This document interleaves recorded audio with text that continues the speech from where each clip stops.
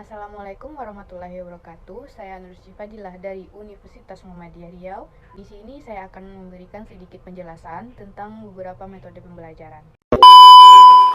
Ada 5 metode pembelajaran yang akan saya bahas, yaitu diantaranya ada metode ceramah, diskusi, problem based learning, discovery learning, and project based learning. Metode pembelajaran apapun yang akan digunakan saat proses belajar mengajar pasti akan memiliki kekurangan dan kelebihan masing-masing. Nah, di sini saya akan membahas satu persatu kekurangan dan kelebihan tersebut. Metode ceramah merupakan suatu cara penyampaian informasi dari pengetahuan secara lisan dari seorang ke jumlah pendengar dalam suatu ruang lingkup belajar. Berikut ini adalah sintak dari metode ceramah. Kita akan membahas tentang kelebihan. Kelebihan pertama yaitu murah, dikarenakan tidak memerlukan biaya yang besar sehingga dapat menampung kelas besar dan tiap siswa mempunyai kesempatan yang sama untuk mendengarkan. Yang kedua yaitu mudah, dikarenakan cukup menggunakan media lisan tanpa memerlukan persiapan yang rumit. Yang ketiga dapat mencakup materi pembelajaran yang banyak dan luas. Berikutnya yaitu kekurangan dari metode ceramah. Yang pertama yaitu minimnya kesempatan untuk berdiskusi memecahkan masalah dan mengembangkan keberanian dalam mengemukakan pendapat. Yang kedua, proses penyerapan pengetahuan kurang dikarenakan bertumpu pada satu arah. Dan yang ketiga, kurang memberi ruang bagi para siswa untuk mengembangkan kreativitas. Metode berikutnya yaitu metode diskusi kelompok. Metode diskusi kelompok merupakan suatu proses bimbingan di mana murid-murid akan mendapatkan suatu kesempatan untuk menyampaikan atau menyumbangkan pikiran masing-masing dalam memecahkan masalah bersama. Berikut adalah sintaks dari metode pembelajaran diskusi.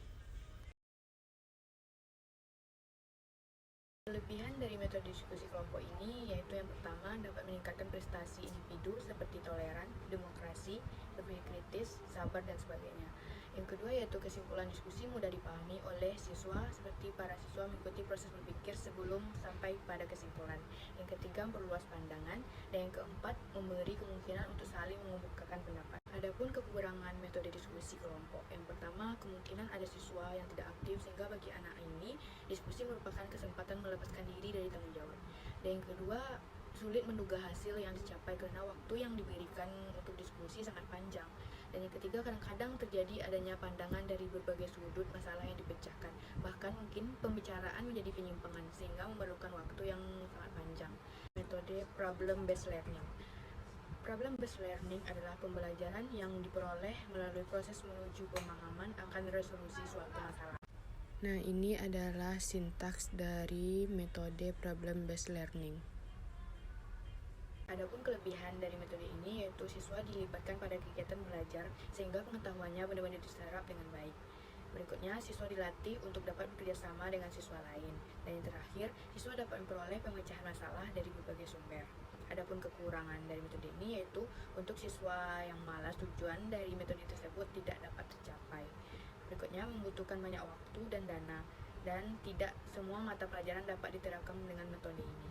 Nah, berikutnya ada pembelajaran dengan metode discovery learning. Merupakan suatu metode pembelajaran untuk mengembangkan cara berpikir siswa aktif dalam melakukan penemuan, pemahaman, atau konsep yang dibelajarkan secara mandiri melalui prosedur penelitian yang ditetapkan agar pengetahuan tersebut lebih bertahan secara kognitif. Nah, ini adalah sintaks dari metode pembelajaran discovery learning. Nah, kelebihan discovery learning yang pertama, peserta didik terlibat dalam proses pembelajaran secara aktif dan topik pembelajaran biasanya meningkatkan motivasi intrinsik. Dan yang kedua, aktivitas belajar dalam pembelajaran discovery biasanya dapat bermakna daripada latihan kelas dan mempelajari buku teks saja. Nah, kelemahan discovery learning ini yang pertama, penggunaan metode ini menghabiskan banyak waktu. Yang kedua, penerapan metode ini membutuhkan lingkungan belajar yang kaya sumber daya. Dan yang ketiga, kualitas dan keterampilan peserta didik menentukan hasil atau efektivitas metode ini. Nah, yang terakhir ada project based learning. Pembelajaran menggunakan metode PJBL merupakan teknik yang memberikan inovasi dalam seni pengajaran.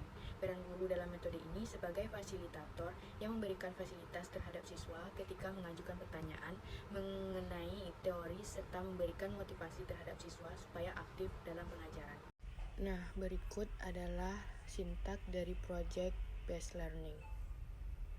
Kelebihan dari metode ini yaitu Pertama, melatih siswa dalam memperluas pemikirannya mengenai masalah dalam kehidupan yang harus diterima. Dan yang kedua, memberikan pelatihan langsung kepada siswa dengan cara mengesah serta membiasakan mereka melakukan berpikir kritis.